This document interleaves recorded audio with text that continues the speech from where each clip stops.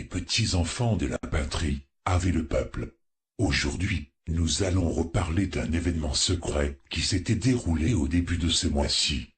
Je veux parler bien sûr de la petite sauterie annuelle à l'abri de tout regard indiscret, le groupe Bilderberg, aussi appelé Conférence de Bilderberg, ou encore, le Club Bilderberg.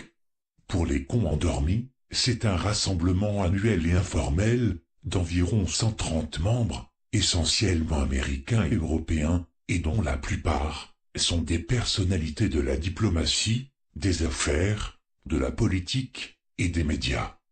Le groupe de Bilderberg, vous en entendrez certainement parler dans les prochains jours. Tout de suite, des précisions sur cette espèce de sigle, une dénomination assez inconnue du grand public. Pour sa 25e rencontre, le groupe de Bilderberg doit, selon la déclaration faite à TF1 par l'ancien Premier ministre britannique Sir Alec Douglas Hume, étudier les problèmes économiques de l'Occident. Il y a le comité ou la conférence ou le club de Bilderberg, dirigé par cette Madame Crutzen. Alors, Madame Crutzen, elle n'existe pas, c'est une invention, c'est romanesque. Par contre, ce fameux groupe de Bilderberg, il existe. À quoi vous avez fait allusion il y a un instant, j'y reviens, c'est une réunion qui a eu lieu le 17 mars 2007, à laquelle j'ai été mêlé par le plus grand des hasards, parce que j'avais des jours en retard, fallait que je vienne pointer. Donc avec ma carte, je suis rentré, et là, il y avait des nœuds papes partout. Le pape, l'hyperclasse en fait. Ah bah c'était top, la super classe invisible. C'est la première fois que cette organisation, jusque-là très secrète, donne une indication, aussi minime soit-elle, sur son ordre du jour. Et pourtant, bien des rumeurs ont couru depuis 2 ans sur son rôle réel dans la direction des affaires du monde. L'un des membres du groupe a dit par exemple « C'est au cours d'une de nos réunions, dans le courant des années 50, qu'est née l'idée du traité de Rome. » Il a été créé en 1954 par, alors j'ai plein de notes, par David Rockefeller et puis une espèce de prince des Pays-Bas, prince Bernard des Pays-Bas. Et je reconnais Kissinger. Il y avait Brzezinski, il y avait des grands patrons, Anne Lauvergeon, il y avait avec des petites tables très, très bien achalandées. La liste de ceux qui ont été sélectionnés par le comité directeur pour participer à l'une ou à l'autre des rencontres, du genre de celle qui aura lieu à l'Imperial Hotel de Torquay, inclut presque tous les chefs d'État ou de gouvernement du monde occidental. Donc il existe, disons, il est essentiellement une sorte d'axe transatlantique qui réunit des gens. Alors il y a de tout, il y a de la politique, il y a de l'économie, il y a de la finance, il y a de l'armée, des services secrets, des médias. Et ils se réunissent une fois par an. À côté Davos, c'est un peu l'amicale des boulistes, quoi. Et ils parlaient entre eux, puis il y a eu les discours, et je suis resté jusqu'au bout. Et en fait, ce que j'ai compris, c'est que c'était la trilatérale branche Europe. Il est possible, et cela semble même certain, que si l'on a été sélectionné pour participer à une rencontre du groupe de Bilderberg, il y a une sorte de courant qui vous entraîne vers les sommets du pouvoir. Bilderberg, on est dans le disque dur des maîtres du monde. Ouais, je pense vraiment. Je pense vraiment, bon, Davos c'est une réunion publique, il y a beaucoup de journalistes, il y a des débats, il y a quelques séances privées. Davos, tout se joue dans des couloirs et dans des séances qui sont fermées à la presse. Ouais. Absolument, c'est pas forcément un complot, ils n'ont pas besoin de comploter, ils ont le pouvoir. Ce que m'a dit un jour François Fillon, je lui ai dit mais pourquoi tu vas au groupe Bilderberg? Parce qu'il est rentré, il a été agréé par le groupe Bilderberg, de même que son ami Alain Juppé l'année d'après. C'est quoi? Dans l'évangile on dit faut pas mettre la lumière sous le boisseau. Ça vaut pour la franc-maçonnerie aussi. Pourquoi ils se cachent ces gens-là? Pourquoi ils se cachent? La plupart des gens qui se sont rendus à ces réunions accèdent à des postes de haute responsabilité, dans les allées du pouvoir, des premiers ministres, des ministres de haut rang par exemple. Mais le Bilderberg, c'est vraiment effectivement une réunion tous les ans dans un endroit tenu secret, gardé par les patrouilles de l'OTAN quand même. Aucun journaliste n'a le droit d'y Ah oui, mais c'est approcher. génial, des mecs arrivent en hélicoptère noir où il n'y a pas d'inscription, se posent, on les met dans des voitures noires, on les amène. Incroyable la réponse. Il m'a dit que veux-tu, c'est eux qui nous gouvernent. Voilà. Donc en fait, le groupe Bilderberg, la trilatérale, ça existe. Le groupe Bilderberg est une institution créée en 1954 par la CIA et le MI6.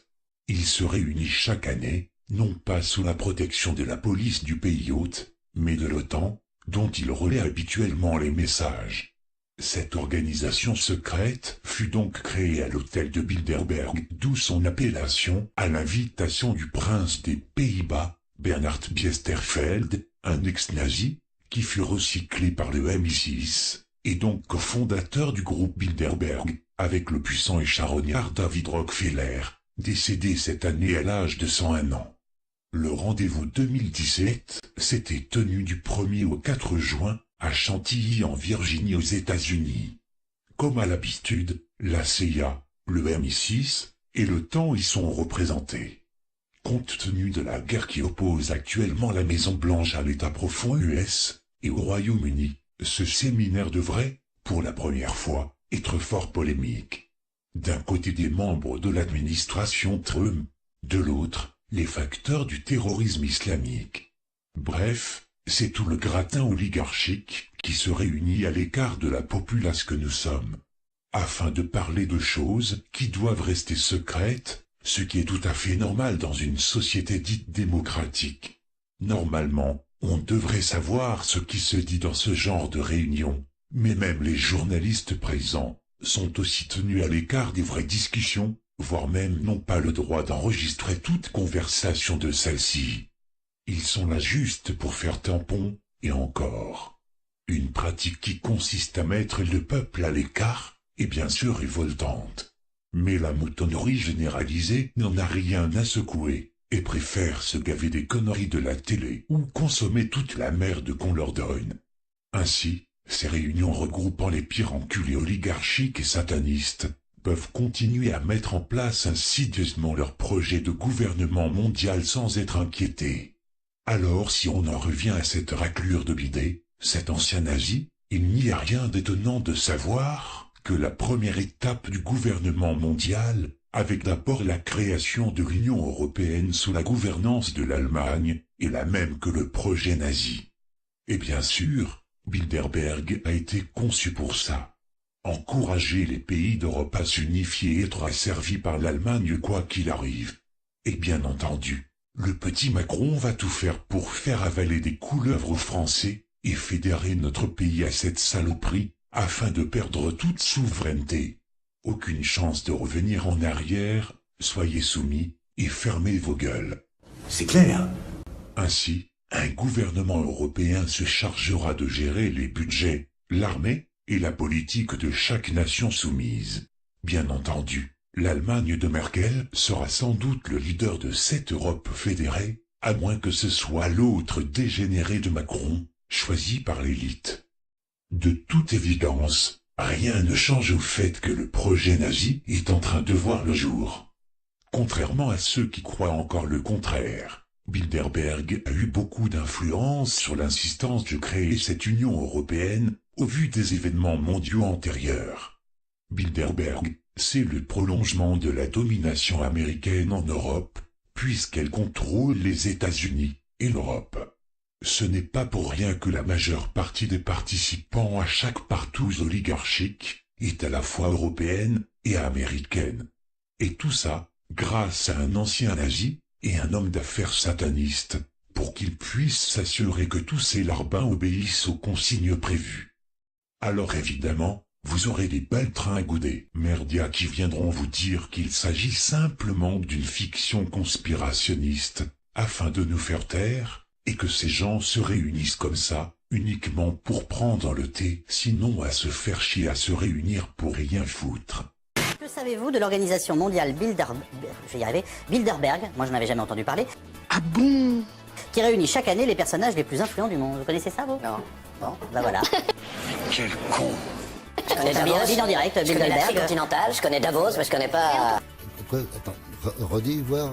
Je connais Davos, en direct, Bilderberg. Continental, je connais Davos, mais je connais pas... Mensonge. En tout cas, je ne connais pas du tout cette organisation, donc j'en dirai rien. C'est peut-être une invention d'un téléspectateur qui Vous voulez vérifier nous comme- teste.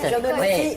Bon sang, mais qu'est-ce que tu nous chantes là? Je me méfie Voilà. beaucoup de ces organisations mondiales qui, dans l'ombre, se réunissent et distribuent en quelque sorte les dividendes et les rôles. D'accord. C'est-à-dire, il y a cette Oui, vision de d'accord. complot de l'histoire. T'es un connard, toi. Vous êtes peut-être en train de répondre très habilement à une fausse question, ce qui là, pour le coup est une grande intelligence, enfin ça m'arrange. Allez, con. Mais cela commence à se répandre bien tranquillement. À titre d'exemple, Natacha Polony, une journaliste du système, avait commencé à ouvrir sa gueule sur le groupe Bilderberg, répétant quasiment ce qui a été révélé ici.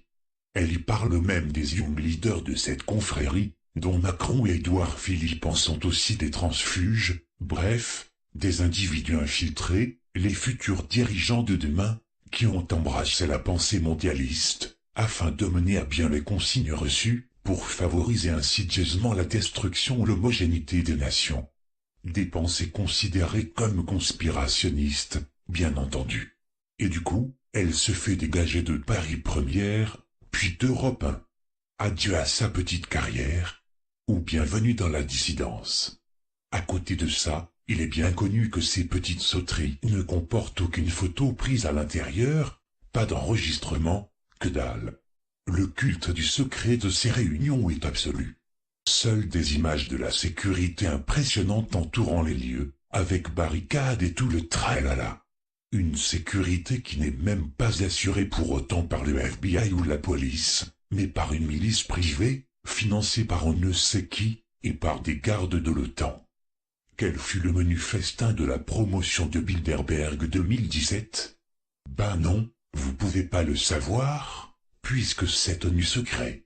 D'autres déclarations suivront. À très bientôt.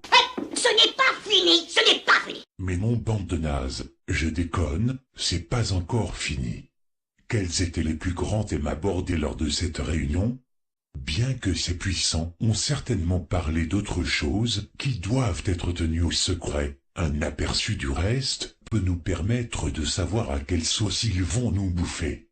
En attendant la seconde partie, voici le premier thème. L'administration Trump, un rapport d'étape. On peut deviner clairement que les suppôts de Bilderberg ont décidé de le dégager par un moyen ou un autre, puisqu'il ne devait pas être élu comme convenu. Comme une épine dans le pied pour le gouvernement mondial, c'est l'ennemi des élites mondialistes. Sa destitution d'une manière ou d'une autre est impérative. D'ailleurs, cela a déjà commencé avec une procédure de ce type, puisque l'ancien boss du FBI, viré par le président actuel, témoigne contre lui sur l'ingérence russe. Une tentative d'entrave à la justice montre la pression sur Denis Labrute à sa destitution, et les médias ne manqueront pas de rajouter à toutes les couches. Même si cette stratégie n'aboutirait pas, il reste encore l'autre, qui consisterait à contourner le pouvoir politique de cet individu, grâce à l'accord de Paris. Le refus au COP 21 lui vaudra une sécession des gouverneurs des États-Unis d'Amérique, autrement dit, une désobéissance progressive. Voilà un petit avant-goût. Dans la seconde partie, nous évoquerons les autres thèmes suivants, tels que les relations transatlantiques, ses options et les scénarios. L'Alliance de défense transatlantique, BAL, OTAN et monnaie. L'orientation de l'Union européenne. La mondialisation peut-elle être ralentie? Les emplois, les revenus et les attentes non réalisées. La guerre contre l'information. Pourquoi le populisme se développe-t-il? La Russie dans l'ordre international. Le Proche-Orient. La prolifération nucléaire. Et enfin, la Chine. Et nous évoquerons bien sûr la présence de certains personnages qui ont participé à cette partouze des puissants de ce monde. Fin de la première partie. À très bientôt.